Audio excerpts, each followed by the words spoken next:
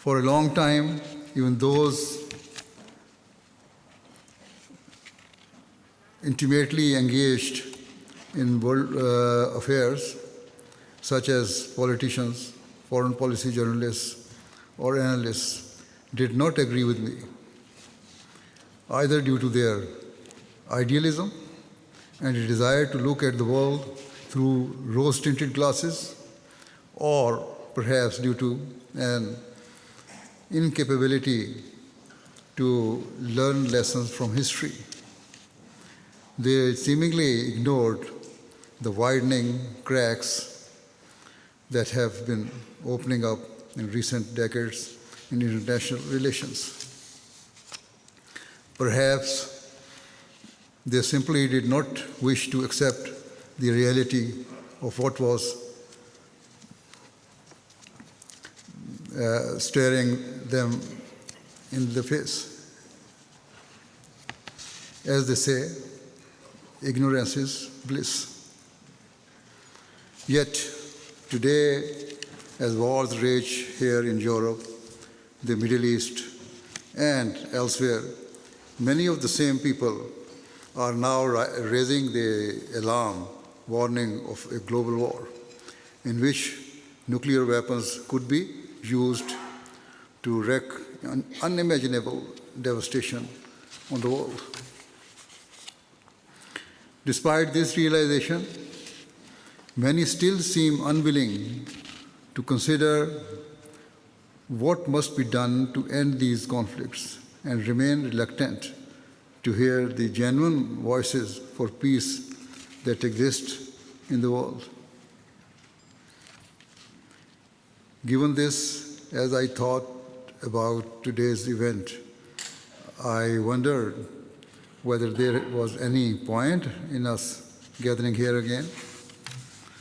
What benefit was there for us to speak about peace and justice if those with the power and ability to influence change were determined not to hear us? The stark reality is that even those institutions founded with the primary objective of maintaining the peace and security of the world are becoming increasingly irrelevant. Nonetheless, despite these reservations, I realized that I must use this opportunity to speak because Islam teaches Muslims never to waver in the pursuit of peace. It teaches us to speak the truth so that when held accountable before Allah the Almighty, a believer can truthfully claim to have tried his utmost to save his creation from destruction. Furthermore, the Holy Prophet of Islam, peace and blessing of Allah be upon him, has stated that the greatest form of jihad, a term that is consistently misunderstood and misrepresented, is to speak truthfully and courageously before one's leaders, especially those who are hard-hearted, unjust, and cruel. Certainly, if weaker nations or individuals like myself, who have no political affiliation, try to speak up, it is rarely appreciated, and those who do can face difficulties or risk sanctions.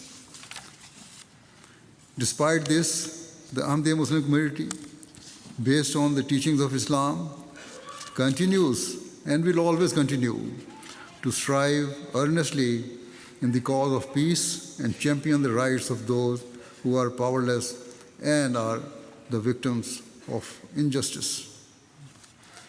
We will, God willing, constantly endeavor to use whatever means we have to influence those within our reach, be they politicians, policymakers, intellectuals, and others, towards establishing peace in the world.